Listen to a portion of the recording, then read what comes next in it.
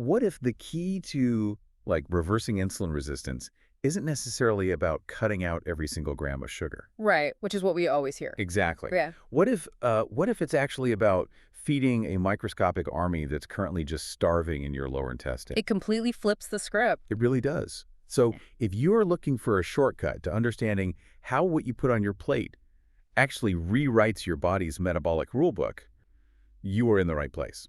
Yeah, because we usually view food just as fuel, calories in, calories out. But every meal you eat is actually, well, it's like a line of code being typed into your body's operating system. It dictates cellular behavior, regulates systemic inflammation, and manages the whole energy grid of your biology. It requires a profound shift in perspective. I mean, moving away from looking at food just as a caloric transaction, Right. understanding it as a complex stream of biological information that changes everything about how we approach chronic disease. And when that nutritional information gets corrupted, the downstream results are entirely systemic. Which brings us to the core of today's deep dive. We're exploring a massive, brand new 2025 narrative review from the journal Nutrition. A really comprehensive piece of literature. Truly. And we are going to specifically zero in on the biological mechanisms of two powerhouse eating patterns. We're looking at the vegetarian diet and the Mediterranean diet. And specifically how they work their magic on blood sugar control. Exactly. I want to make it clear, we aren't talking about generic advice to just, like, eat more greens today. No. We are looking at the hard clinical data on how these specific protocols physically reverse insulin resistance. We're going to explain exactly how they improve insulin sensitivity and really contrast how they use fiber versus fat to get the job done.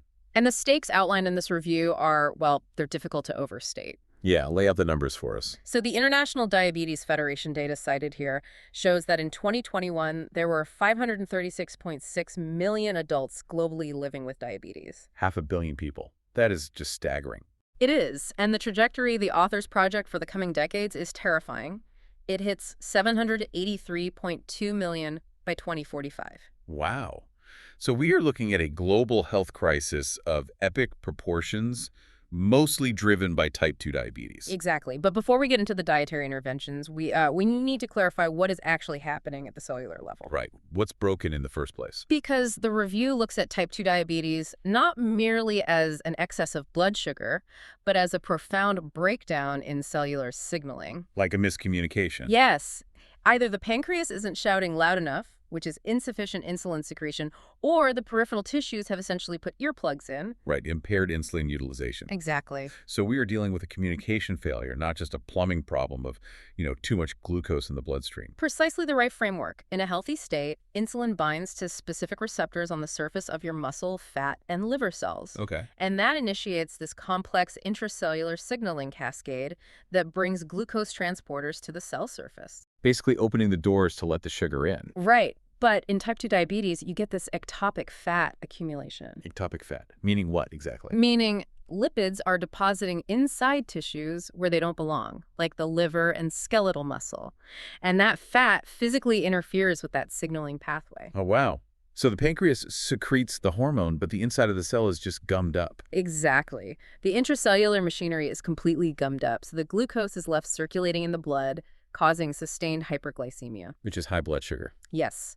And the dietary strategies we are analyzing today are entirely focused on repairing that specific intracellular communication system. Okay, so to fix that signaling breakdown, the review points us first toward a protocol that essentially acts as an internal metabolic sweep, the plant-based vegetarian diet. Right. And by definition, we are looking at a dietary pattern that restricts or completely excludes animal products.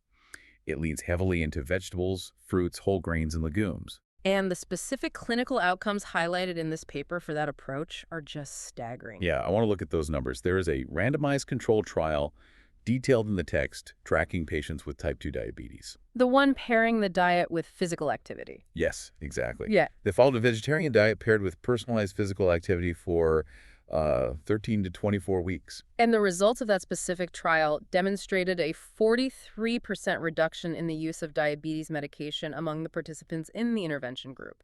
I mean, wait, cutting medication dependency almost in half in a matter of months? That's a massive clinical victory. It really is, especially considering the burden of polypharmacy taking multiple drugs for diabetic patients. Absolutely. The study also noted a 0.65% reduction in HbA1c. Right, alongside improved overall insulin sensitivity and a lowered BMI. So a 0.65% drop in HbA1c over that short of a window, I mean, that indicates a highly significant physiological shift in average glycemic control, right? It does. And to understand why it works so well, the review isolates this overarching mechanism of the fiber effect. Okay, break that down for us. Because a vegetarian diet is so heavily reliant on plant matrices, the sheer volume of dietary fiber intake fundamentally alters gastrointestinal function. Right, you're eating a ton of fiber. Tons of it. And that fiber physically limits the absorption of cholesterol and bile acids in the gut. So it basically traps it. Essentially, yes. The body then has to pull cholesterol from the blood to synthesize more bile acids, which forces a drop in your fasting plasma total cholesterol. Oh, I see. And reducing those circulating lipids takes a tremendous amount of metabolic stress off the system. It directly mitigates that ectopic fat accumulation we discussed earlier. It clears out the gunk so the insulin receptors can hear the signal again. Exactly. But okay, I am looking at the actual macronutrient breakdown of a standard vegetarian protocol here. Yeah. And I have to admit, I'm slightly confused. How is I see a plate full of lentils, quinoa, sweet potatoes, and fruit. For a patient already struggling with impaired glucose tolerance, that looks like a total carbohydrate overload. Oh, right. I mean, I need to understand how feeding an insulin-resistant patient more carbohydrates doesn't just completely overwhelm their pancreas and make the high blood sugar even worse. It is a paradox that trips up a lot of people, honestly, until you look at the physical structure of the food. Okay, this stress. Right. The clinical success of the vegetarian strategy isn't about carbohydrate quantity. It is entirely dependent on carbohydrate quality and the physical plant matrix. Quality over quantity. Yes. The review emphasizes low glycemic index carbohydrates, specifically those encased in intact cellular structures, like legumes and whole grains. Wait, is fiber acting like a traffic cop, slowing down the release of sugar into the bloodstream so the body doesn't get overwhelmed? That is a perfect analogy. Because the carbohydrates are locked inside those complex fiber structures, the digestive system has to work significantly harder to break them down. Right. That physical barrier dramatically slows down gastric emptying and delays glucose absorption in the small intestine. So instead of a sudden tidal wave of glucose hitting the blood and demanding an immediate massive surge of insulin. Exactly. The glucose enters the systemic circulation as a very slow, blunted trickle. Ah, that makes sense. The cellular receptors aren't being constantly bombarded, and that allows the downregulated insulin receptors time to recover and resensitize. So the overarching strategy relies on this high-fiber, low-total fat environment. You basically starve the body of the saturated fats that cause the intracellular interference while using the fiber to meter the glucose delivery. That's the mechanism in a nutshell, yeah. The review does add a caveat for the vegetarian strategy regarding long-term nutritional sustainability, though. Yes, we have to mention that.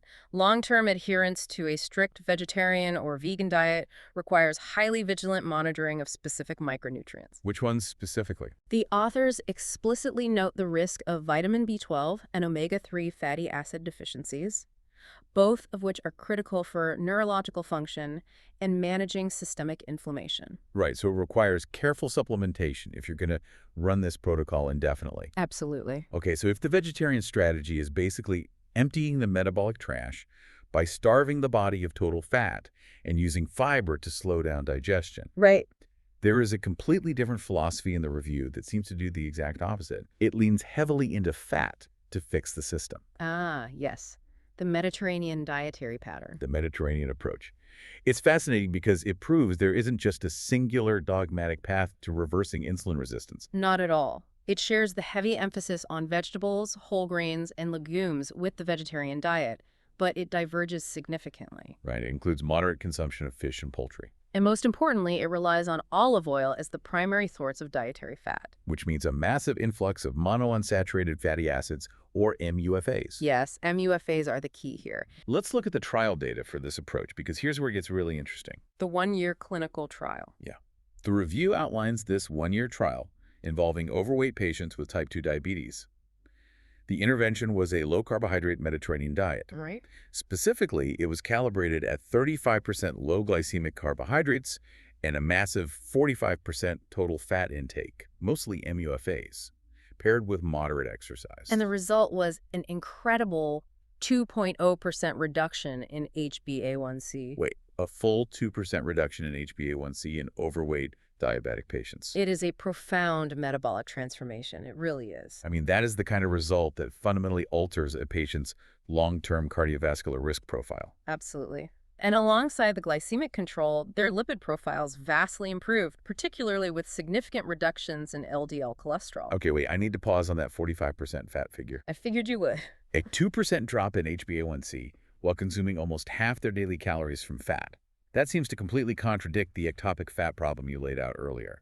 It sounds like it should, doesn't it? Yeah. If insulin resistance is driven by lipids gumming up the cellular machinery in the liver and skeletal muscle, how does pouring a diet that is 45% fat into an already compromised system not make the insulin resistance exponentially worse? The distinction lies entirely in the molecular structure of the fat. Okay. The review makes a really sharp demarcation between fat quantity and fat quality. So it's the quality again. Exactly.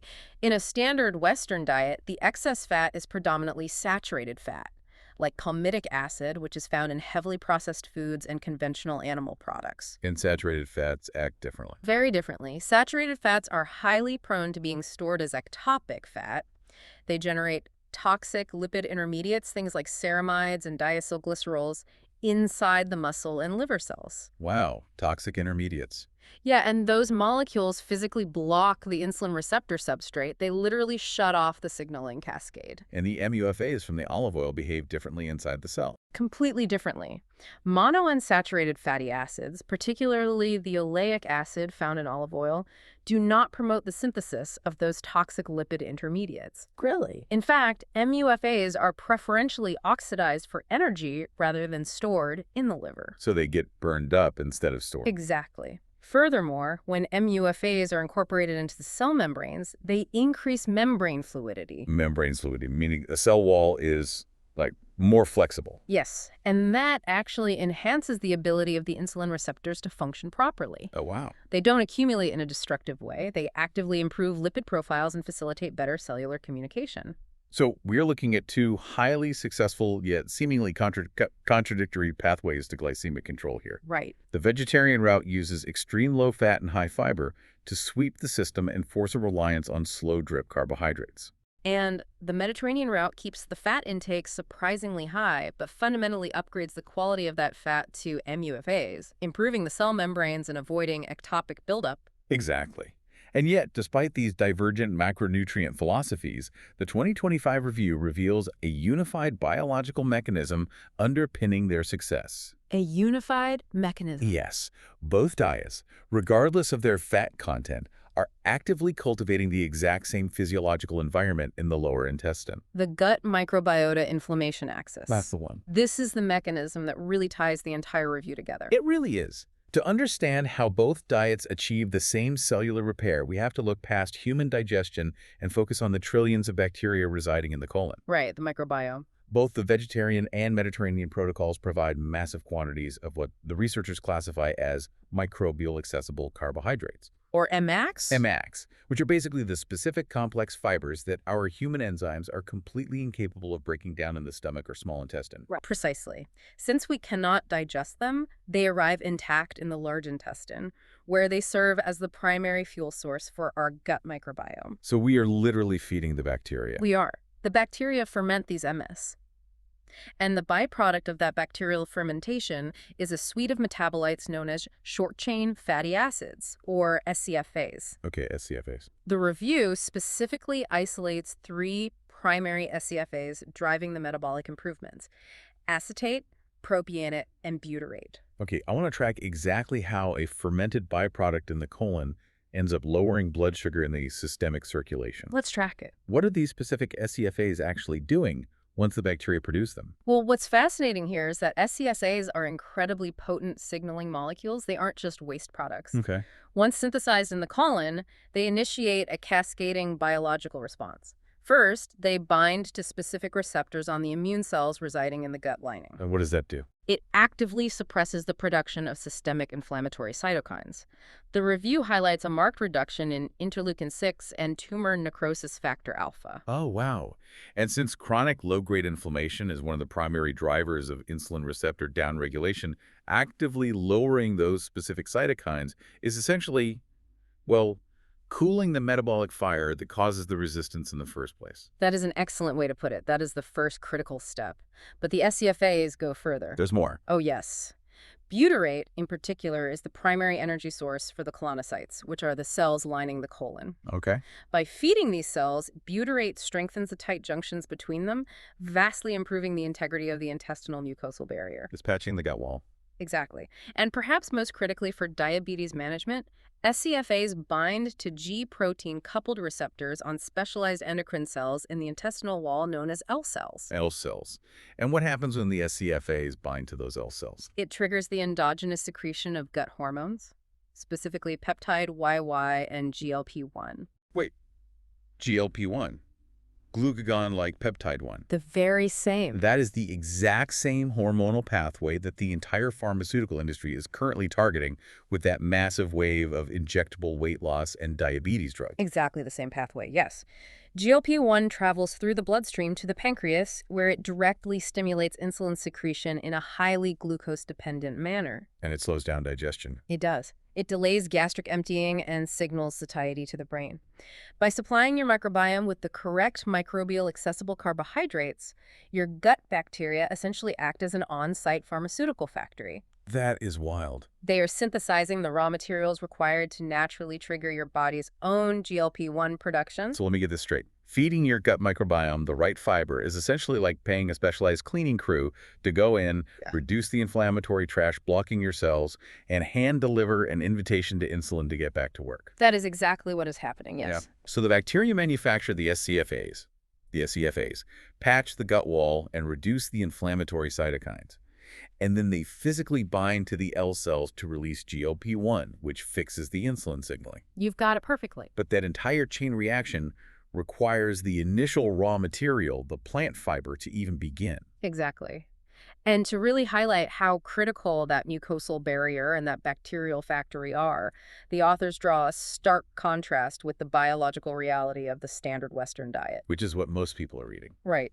The Western diet represents the complete subversion of this symbiotic system. How so? Well, it is heavily reliant on ultra-processed foods, which are inherently stripped of the MSCs required to feed the microbiome. So the bacteria are just starving. Starving. But the absence of fiber is only half the problem. The review points out that ultra-processed foods contain industrial additives, specifically synthetic emulsifiers like polysorbate 80 and carboxymethylcellulose. Oh, man. Those are additives used to improve mouthfeel and shelf life, right?